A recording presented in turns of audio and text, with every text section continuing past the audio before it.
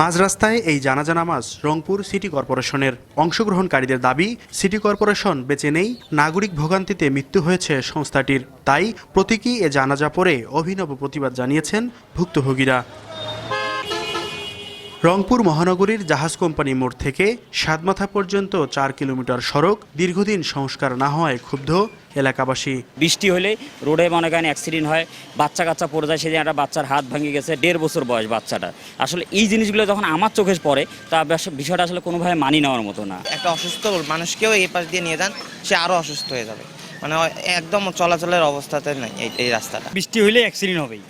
আপনার এই যে বেশ কয়েকদিন হলো, 5 দিন হলো, 5 দিনের মধ্যে আপনার 5 দিন আগে একটা অ্যাক্সিডেন্ট হলো, একটা ছোট ছেলের পা ভাঙে গেছে। প্রশস্ত সড়কটির বিভিন্ন স্থানে কার্পেটিং উঠে গিয়ে সৃষ্টি হয়েছে ছোট বড় গর্ত।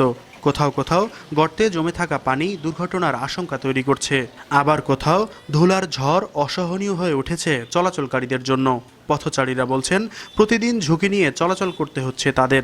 অটোরিকশা ও ভ্যান চালকরা জানান, ভাঙা সড়কের কারণে যানবাহনের যন্ত্রাংশ নষ্ট হচ্ছে বারবার। গাড়ির সমস্যা, বেয়ারিং ভাঙে, স্পক ভাঙে, রিং টাইল হয়, প্যাসেঞ্জার এই পাকা পাকা ঢুলাঢুলি করে লাগে। সিটি কর্পোরেশনের যারা দায়িত্বশীল যারা ভাই ব্রাদাররা আছে, তাদের কাছে অনুরোধ করব যে দুর্ঘটনাগুলো ঘটে তারা যেন একটু সচেতন হয়, দেখে। পুরো শহরের 300 কিলোমিটার সড়ক ভাঙাচোরা। এজন্য 210 কোটি টাকার প্রকল্প মন্ত্রণালয়ে পাঠানো হয়েছে।